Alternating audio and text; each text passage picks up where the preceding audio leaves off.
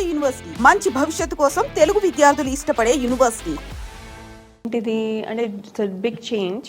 Prepare అయ్యి తీసుకున్న decision కాన్షియస్గా తీసుకున్న డెసిషన్ అయినా కూడా అంటే మనం ఎక్స్పెక్ట్ చేసినంత కంటే ఎక్కువ ఉంటుందన్నమాట.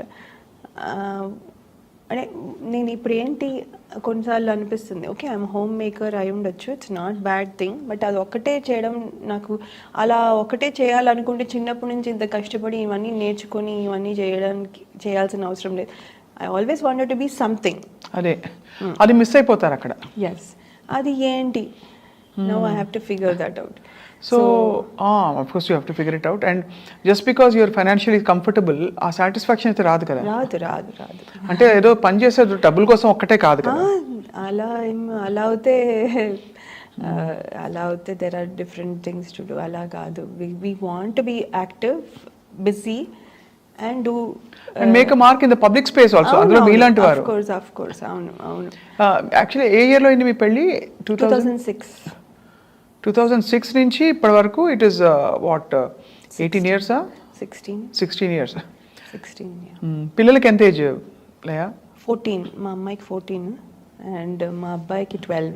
He looks like an 8-year-old కానీ he's very skinny and small. So వాడు చిన్నగా ఉంటాడు. అమ్మాయి 14. అమ్మాయి మీ చిన్న చెల్లెల్లో ఉంటుందేమో. మీరే 14 కంటే కొంచెం ఒక 4-5 అటు ఇటుగా కనిపిస్తారు. 18 19 అంటే ఇప్పుడు ఈ ఫేజ్ లో అలాగే ఉండొచ్చు, ఇంకొక 5 ఏళ్ళు దాటితే తేడా వస్తుంది. I'm thinking. So for now కొంచెం అలాగే ఉంది. సో పిల్లలు అక్కడ పుట్టారు. అండ్ ఎలా ఉంటారు మీ వారు? ఈజీ అంటే అరేంజ్డే కదా మీ పెళ్ళి? మంచి డాక్టరు, అందులో అమెరికాలో డాక్టర్ అంటే one of the most well settled professions అని తెలుసు. Everybody knows. సో మీరు నచ్చారా చూడంగానే అప్పుడు? నేనండి నన్ను చూసినప్పుడు ఆయన చూసినప్పుడు మీకు నచ్చారా? కొంచెం లేట్గా అడుగుతున్నాను కానీ క్యాజువల్గా ట్రైంగ్ టు అండర్స్టాండ్. అంటే when you have all set life, ఒక వ్యక్తితో ఇవన్నీ వదులుకుని మీరు వెళ్ళారంటే ఏదో ఒక సెన్సిబిలిటీనో లేకపోతే ఇంట్లో అమ్మ వాళ్ళని చెప్పిన మాటలో ఏదో ఒకటి పనిచేసి ఉండాలి.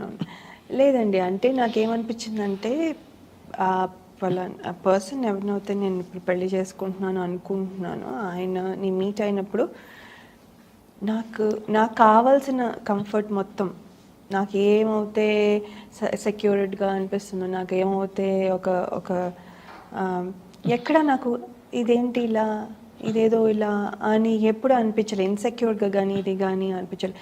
బికాస్ నేను ఆర్టిస్ట్ని, ఆయన అర్థం చేసుకోవాలి that my life style was different before. ఇప్పుడు మళ్ళీ ఇక్కడికి వచ్చాను, కొంచెం అడ్జస్ట్ చేయడానికి టైం పడుతుంది. ఇవన్నీ తెలుసుకోగలిగి అడ్జస్ట్ అయ్యే నేచర్, కొంచెం మనకి టైం ఇచ్చి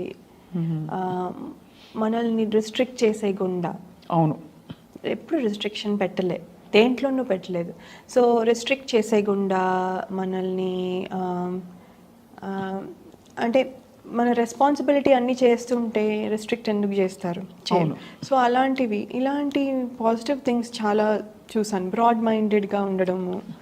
రెస్పాన్సిబిలిటీ అంతా చేయడం అంటే ఫర్ ఎగ్జాంపుల్ అంటే లైక్ మనం ఒక మదర్గా చేయాల్సినవన్నీ చేసామనుకోండి, then rest of the time if I'm doing something ఎందుకు ప్రాబ్లం ఉండాలి?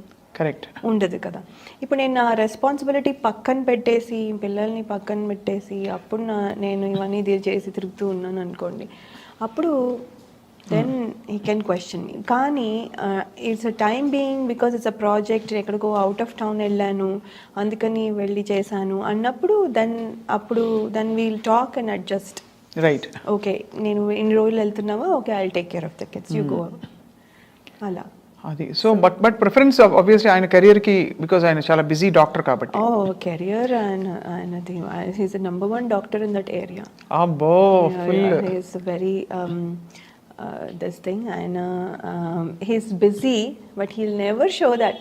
ఆయన చూస్తే డాక్టర్ లాగానే అనిపించారు. He'll come and be like, okay వచ్చేసాను నేను, ఇస్ దర్ ఎనీ ప్లాన్, ఏదైనా రీల్ తీయాలా, ఏదైనా ఫొటోస్ షూట్ ఉందా, హీల్ ఆస్క్ మీ. ఓ లేదా, ఓకే అయితే రిలాక్స్ అయిపోవచ్చా, ఓకే. అంటే హీఈస్ సో ఇన్వాల్వ్డ్. నేను చేసేది కూడా ఆయనకి ఇంపార్టెంటే, పిల్లలు చేసేది కూడా ఇంపార్టెంటే. పిల్లలు నాకు పలానా మూవీకి వెళ్ళాలని ఉందంటే తీసుకెళ్తారు వెంటనే. సో అలా. సో హీఈస్ అంటే ఈజ్ వెరీ నైస్ అండి. అందుకనే it is not a tough decision for me. So it was easy for you to make that choice. Yes. కానీ మా వరకు ప్రేక్షకుల వరకు ఎలా ఉంటుందంటే, అమెరికాలో అందరికీ తెలిసిన విషయం ఒకటి, నేను కూడా అక్కడ కొంతకాలం ఉండొచ్చాను కాబట్టి అయినో, ఎంత సెటిల్డ్గా వెల్ ఆఫ్గా ఉన్నా మన గిన్నెలు మనమే కడుక్కోవాలి. కరెక్టా కాదా? అంతే కదా, అది అందరికీ తెలిసిందే. నా కొత్త ఏం లేదు. యాక్చువల్లీ యు నో వాట్ స్వప్న, మేము దిగాను ఫ్లైట్, దాని కస్టమ్స్ దగ్గర నించున్నాను. అండ్ దెన్ వాళ్ళు ఫింగర్ ప్రింటింగ్కి పెట్టమంటే ఫింగర్ ప్రింటింగ్కి పెడుతున్నాను, అదేమో డ్రైగా ఉంది నా హ్యాండ్స్. సో ఫింగర్ ప్రింటింగ్ సరిగా క్యాప్చర్ చేయట్లేదు. అది ఇదంతా 2006లో. ఇది ఇప్పుడు జస్ట్ నేను 2 weeks బ్యాక్ వచ్చాను కదా అప్పుడు. దెన్ అతను అన్నాడు, ఓ మీది డ్రైగా ఉన్నాయి, శానిటైజర్ వేసుకోండి అన్నాడు. వేసుకుని మళ్ళీ పెడితే చాలాసేపు అలా కుస్తీ పడిన తర్వాత ఫైనల్లీ 15 minutes తర్వాత అది అయిన తర్వాత అతను, ఎందుకు మీ హ్యాండ్స్ అంత డ్రైగా ఉన్నాయి అన్న. ఏమో అండి డ్రైగా ఉంటాయి నా హ్యాండ్స్ అంటే, ఏంటి అక్కడ గిన్నెలు బాగా తోముతారా మీరు నడుతున్నారు? How do you know? కానీ గ్లౌజ్ వేసుకుని తోముతాను, అది వేరే విషయం. ఎంత కేర్ తీసుకున్నా అంటే ఇట్స్ అంత మరి కూర్చొని ఉండలేం కదా. ఇంటి పని అన్నప్పుడు you have to obviously, and మన ఇల్లు అన్నప్పుడు ఉంటుంది. బట్ అంటే I'm just thinking aloud, because dance ముద్రలు పెట్టి మంచి హీరోయిన్గా నెయిల్ పాలిష్ వేయి, ఇంకా పెడిక్యూర్ చేయి, ఆ ప్లేస్ నుంచి మనం ఎంత ఇష్టపడి వెళ్ళినా you went to a place of a lot of work, physical work.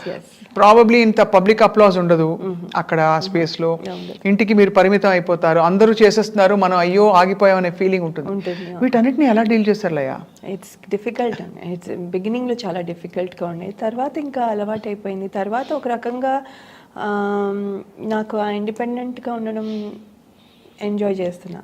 అంటే నేను నా పనులు నేనే చేసుకోవడం, ఎవరి మీద డిపెండ్ అవ్వకుండా. ఇప్పుడు మా డ్రైవర్ రాలేదు, టైంకి రాలేదు అంటే నేను అరవక్కర్లేదు. కరెక్ట్. అలాంటి లేదు, నేనే డ్రైవ్ చేసుకున్న థింగ్స్ తెచ్చుకోవచ్చు.